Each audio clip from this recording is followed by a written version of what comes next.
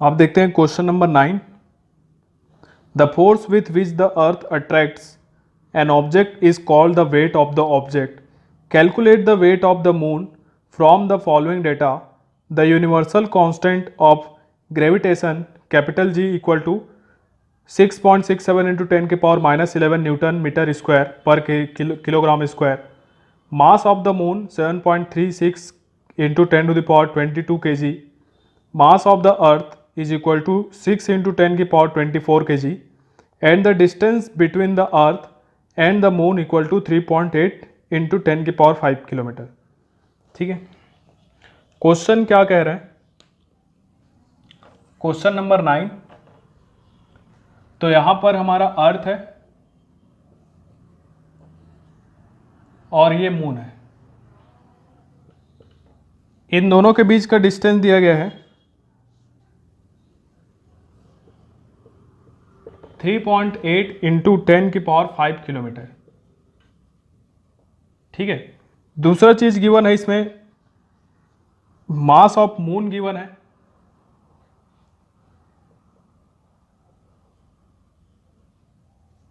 Mass of moon को हम लोग ले लेते हैं mm, मास ऑफ मून। तो ये गिवन है 7.36 into 10 to the power 22 kg और मास ऑफ अर्थ गिवन है 6 into 10 to the power 24 kg। Clear है? यहां तक हमको क्या बताना है? इन दोनों के बीच लगने वाला फोर्स ही बताना है बेसिकली। तो क्वेश्चन में ये सब डेटा गिवन है। तो इन दोनों के बीच लगने वाला जो फोर्स होगा वो होगा G mass of earth into mass of moon upon में इन दोनों के बीच के डिस्टेंस का स्क्वायर। तो फोर्स देखते हैं, जी का वैल्यू होता है 6.67 into 10 to the power -11। Mass of earth जो है ये है 6 इंटू 10 टू द पावर 24 और मास ऑफ मून जो है ये है 7.36 into 10 to the power 22 upon में इन दोनों के बीच के डिस्टेंस का स्क्वायर जो आ जाएगा 3.8 इंटू 10 की पावर, ये किलोमीटर है, इसको हमको मीटर में कन्वर्ट करना पड़ेगा। तो 10 की पावर 3 का इंटू करना पड़ेगा, तो ये 10 की पावर 8 हो जाएगा का स्क्वायर। अब इसको थोड़ा सा देख लेते हैं, इन सब को एक साथ लिख लो। 6.67 इंटू 10 की पावर इंटू 6 इंटू 7.36 अपॉन में 3.8 का स्क्वायर।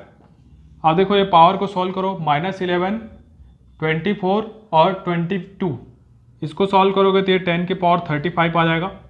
ये 10 की पावर 8 है, इसका स्क्वायर मतलब कि 10 की पावर 16। इन सब वैल्यू को आप सॉल्व करोगे आराम से तो ये आता है 20.3 और 10 की पावर 35 और 10 की पावर 16 को सॉल्व करोगे तो ये आ जाएगा 10 की पावर 19। अब इसको थोड़ा और अच्छे से लिख लेते हैं, 2.03 लिख लेते हैं, तो 10 की पावर 20 हो जाएगा। क्लियर है यहाँ तक? तो ये इसका आंसर हो जाएगा 2.03 इंटू 10 की पावर 20 या फिर लगभग 2 इंटू 10 की पावर 20 न्यूटन।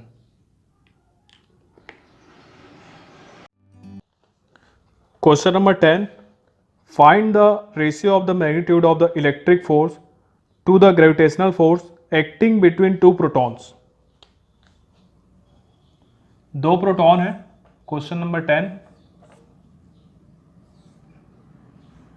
ये दो प्रोटॉन के बीच लगने वाला जो ग्रेविटेशनल फोर्स है मान लेते हैं कि Fg है और इलेक्ट्रिकल फोर्स मान लेते हैं कि Fe है। इन दोनों का रेशियो बताना है हमको बताना है Fe/Fg। तो इन दोनों के बीच लगने वाला जो इलेक्ट्रोस्टैटिक फोर्स है वो कितना हो जाएगा, 9 इंटू 10 की पावर 9 1/4 पाई एप्सिलॉन नॉट का वैल्यू इंटू Q1 Q2। तो प्रोटॉन का चार्ज मान लेते हैं, अभी फिलहाल Q ले लेते हैं, जो कि होता है 1.6 into 10 to the power -19 coulomb. उसका वैल्यू डायरेक्टली रख देते हैं, तो ये हो जाएगा 1.6 इंटू 10 टू द पावर -19 का स्क्वायर हो जाएगा ये, अपॉन में R स्क्वायर, इन दोनों के बीच के डिस्टेंस का स्क्वायर। ये इलेक्ट्रिक फोर्स हो गया। अपॉन में हमको क्या करना है, ग्रेविटेशनल फोर्स। तो यह आ जाएगा 6.67 इंटू 10⁻11, ये कैपिटल जी का वैल्यू हो जाएगा, इंटू इनके मास का स्क्वायर, m इंटू एम, दोनों m सेम है। तो इसका जो मास होता है प्रोटॉन का, ये होता है लगभग 1.7 इंटू 10⁻27 kg। तो ये रख देंगे तो ये 1.7 इंटू 10⁻27 का होल स्क्वायर हो जाएगा, अपॉन में इन दोनों के बीच के डिस्टेंस का स्क्वायर। तो आर स्क्वायर से आर स्क्वायर तो कट गया, तो ये आएगा 9 इंटू 1.6 इंटू 1.6 इंटू 10 की पावर, ये 10 की पावर 9 है, और 10 की पावर -19 को 2 बार इंटू करोगे तो जो वैल्यू आएगा वो आएगा यहाँ पर।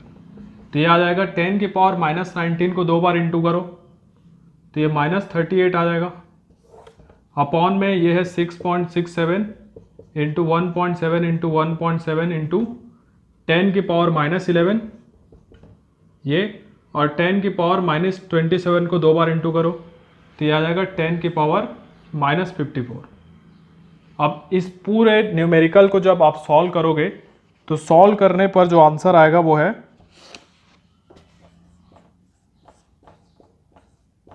1.24 इंटू 10 की पावर 36। बाकी पूरा कैलकुलेशन है, जो मेन मुद्दा था वो ये था कि हमको करना क्या है क्वेश्चन में, बाकी पूरा मैथ्स है, कैलकुलेशन है। Question number 11, the average separation between the proton and the electron in a hydrogen atom in ground state is 5.3 into 10⁻11 metre. यहाँ पर क्वेश्चन में दिया गया है कि दो हाइड्रोजन एटम है, एक हाइड्रोजन एटम है जिसमें इलेक्ट्रॉन और प्रोटॉन के बीच का जो सेपरेशन है वो है 5.3 इंटू 10⁻11 मीटर। दो क्वेश्चन है, दो पार्ट में, दो क्वेश्चन पूछा गया बेसिकली।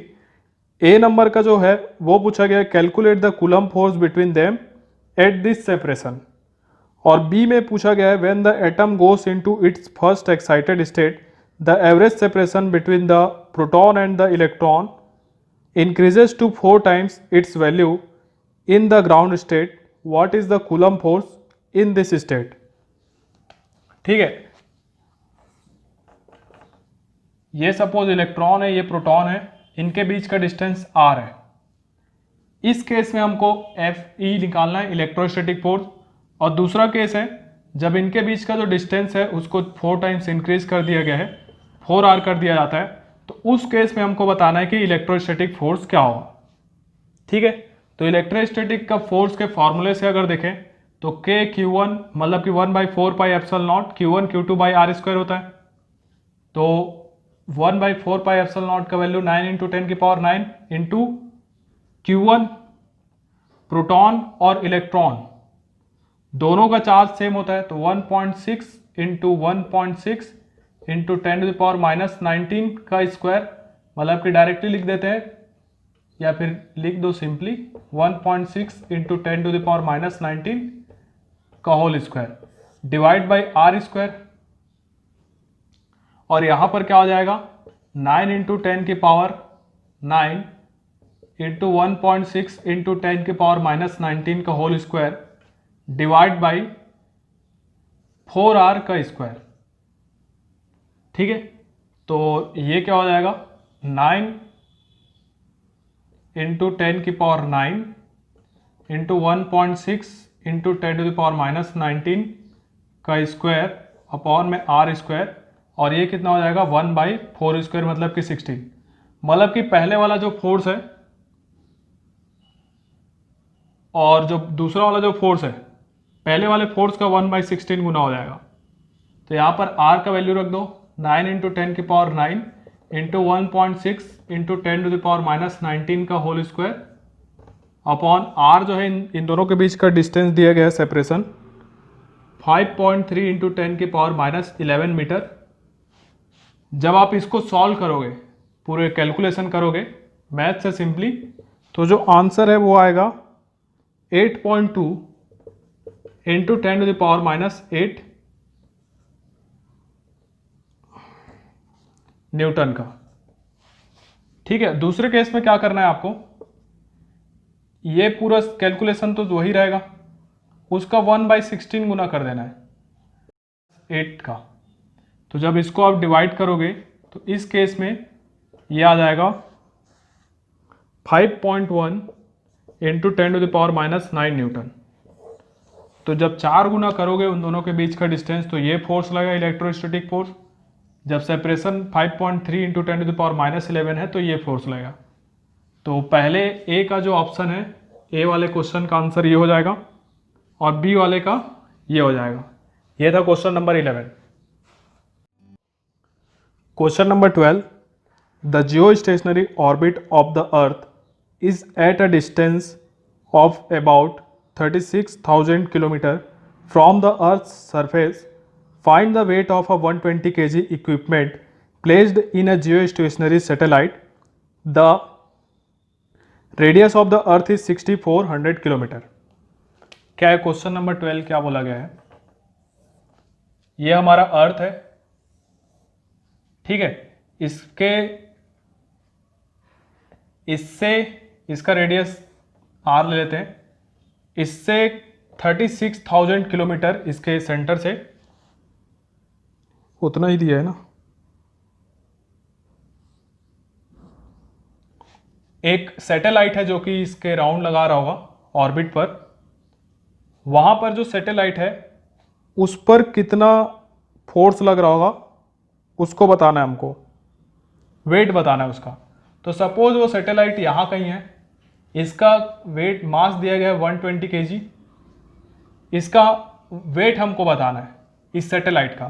तो इसका वेट क्या हो जाएगा? mg के इक्वल हो जाएगा।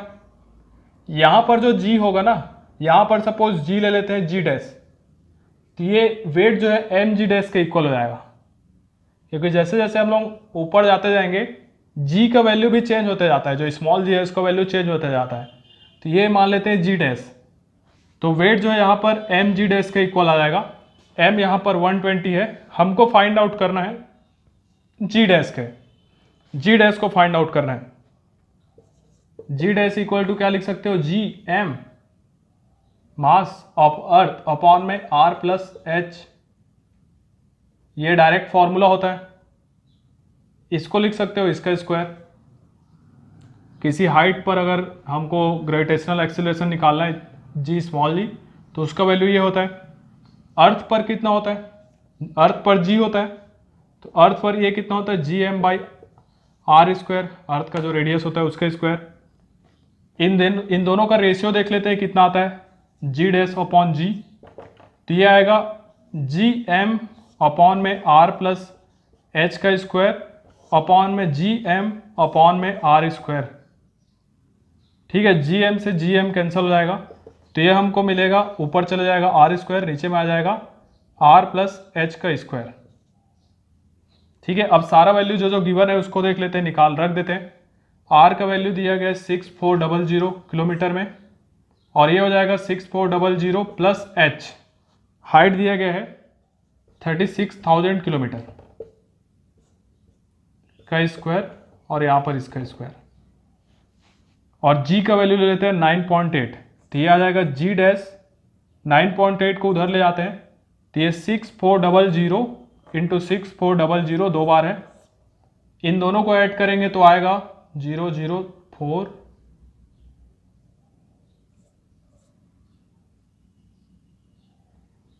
46612 42400 इंटू 42400 इंटू जी को उधर ले जाओ 9.8।